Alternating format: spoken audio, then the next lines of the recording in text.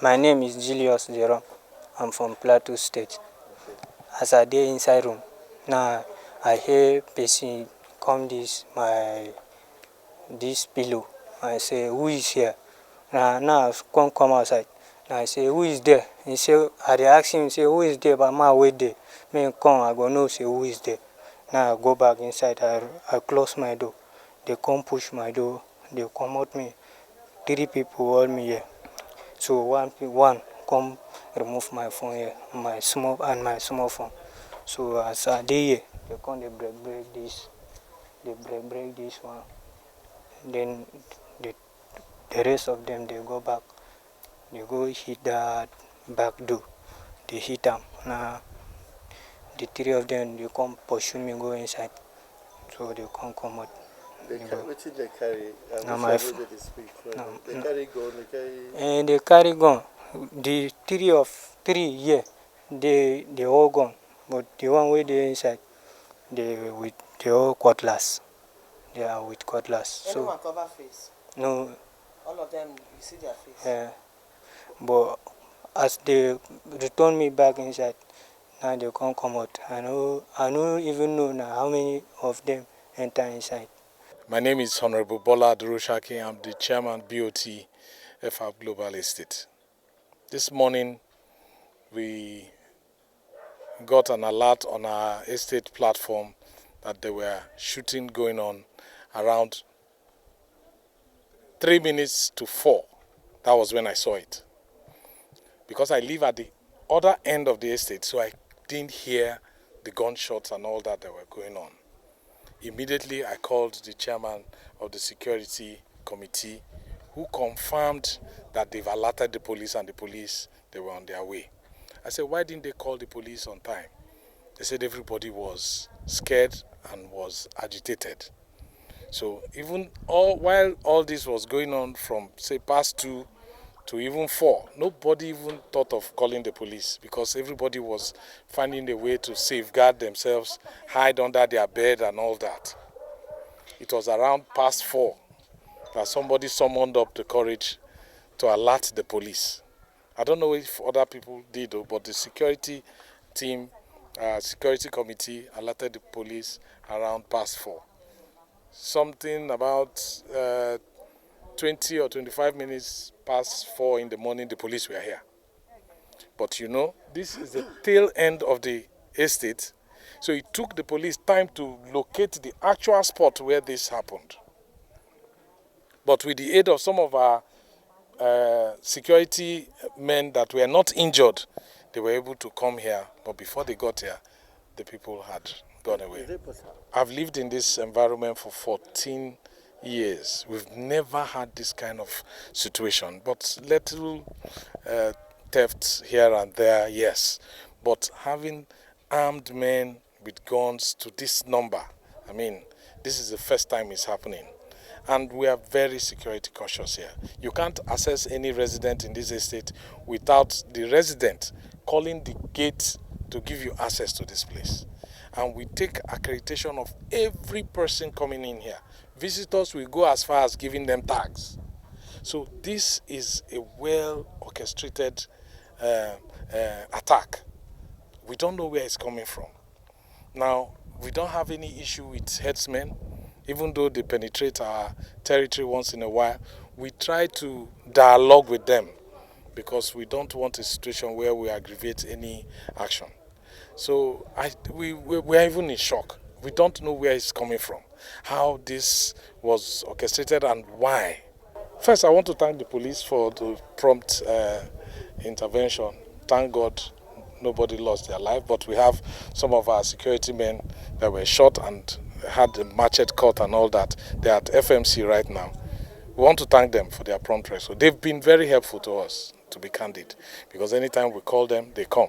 The divisional police officer is someone that dialogues with us, and we've not had any issue with them.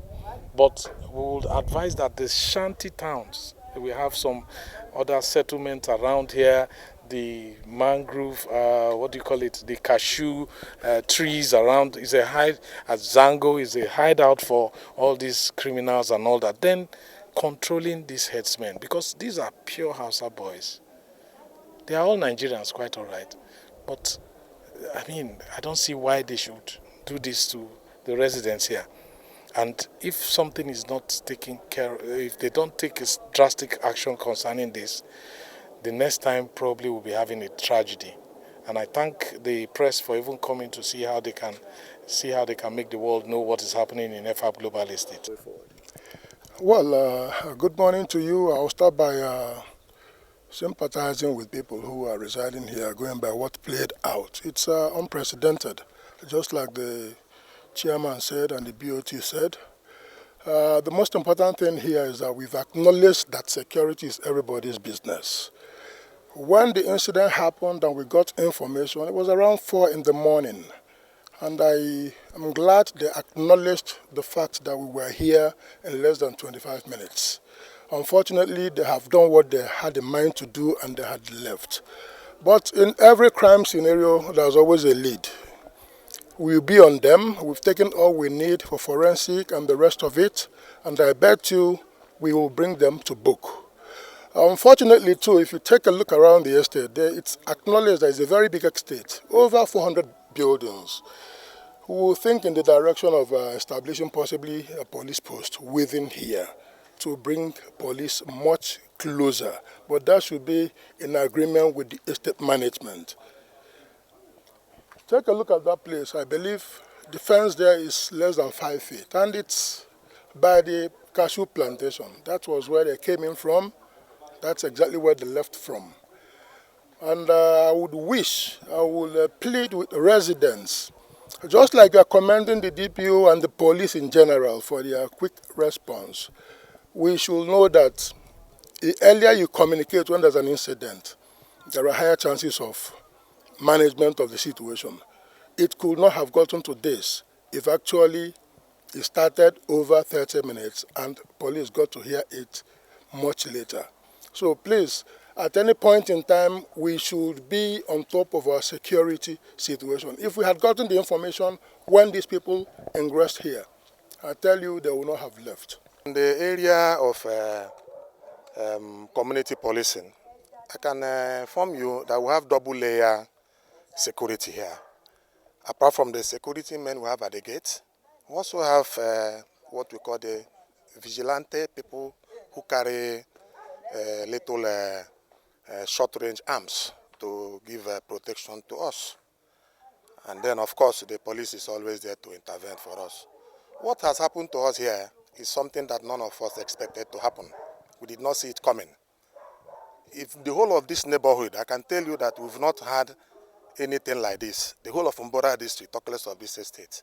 This is an invasion of this estate by armed bandits.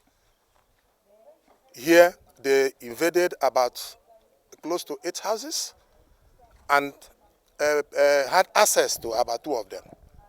You have gone around, you have seen how they took away phones, got monetary transfers and all those things. So for us, we will be making very just few demands. One is that for some time now, we have been having incessant invasion of our estates by Fulani herdsmen. At many times, the police authority has called their leadership to order, invited them for a meeting to moderate the operation.